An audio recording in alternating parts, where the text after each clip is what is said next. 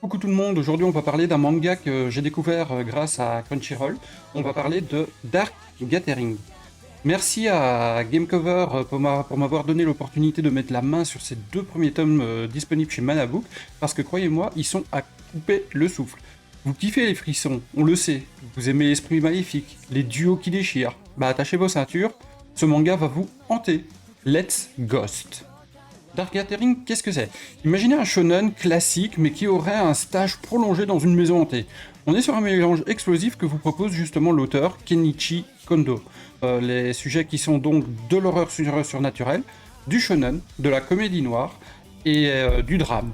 Aujourd'hui, il y a au Japon 18 tomes de sortie, 15 chez les Anglais, et nous on en a une dizaine qui est sortie chez Manabook justement. Je les ai lus là récemment, franchement. Allez les prendre. Le tome 1 est une porte d'entrée vers dans l'univers glauque. On va rencontrer Keitaro Gentago, un étudiant qui a une malédiction. Il attire les esprits comme un aimant, du coup résultat, sa main droite, elle est maudite. Il doit porter un gant pour éviter les catastrophes et il a passé des années en mode ermite après un incident paranormal qui a aussi touché son ami d'enfance, Echo. Keitaro veut juste une vie normale, comme tous les étudiants, hein. Alors il devient un tuteur privé. Mais que v'là la mauvaise idée.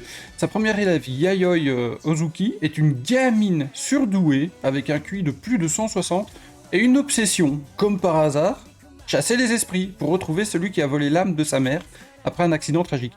Yayoi, avec ses yeux qui double pupille, flippant, ça commence déjà bien, voit les fantômes comme personne et n'a peur de rien. Ketaro, lui, il flippe à mort, mais se retrouve embarqué dans cette quête malgré lui. Au niveau de l'ambiance, imaginez-vous dans une ruelle sombre avec des ombres qui murmurent et des silhouettes qui bougent dans le coin de votre œil. Imaginez-vous que vous êtes suivi et compagnie. Kondo il alterne entre des moments légers, les pics de Yayoi et Keitaro c'est hilarant, et des scènes où l'angoisse monte crescendo. C'est un manga qui est beaucoup axé horreur, effectivement, mais il y a énormément de tranches d'humour qui viennent alléger ce manga et justement donner une grosse touche de légèreté.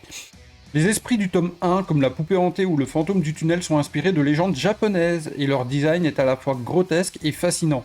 On sent tout de suite que ce manga ne rigole pas avec l'horreur. C'est dans le tome 2 que ça monte d'un cran.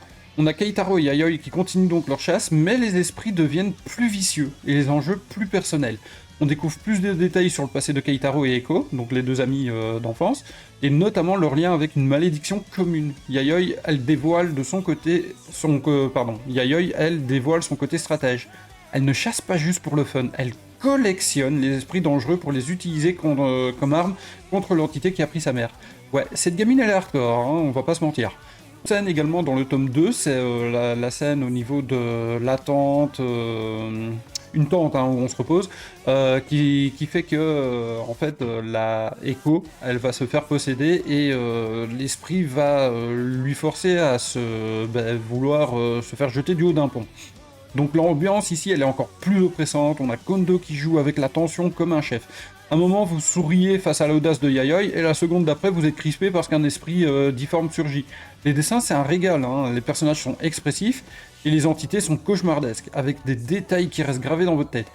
Le tome 2 il pose ici des bases d'une intrigue beaucoup plus large, avec des indices sur une menace encore plus grande.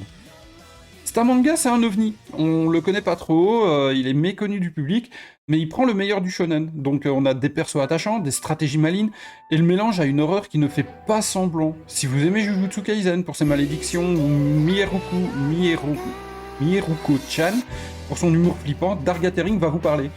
Le mec, il est terrifié, qui veut juste vivre une vie tranquille, et la gamine, elle est plutôt badass, qui fonce tête baissée. Et après, Echo, elle est un petit peu là parce qu'elle kiffe, justement, l'ambiance de l'horreur.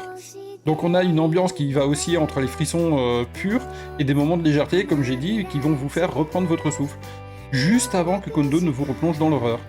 Alors si vous kiffez les mangas qui vous font un petit peu peur et qui également vous font rire, foncez sur Dark Gathering.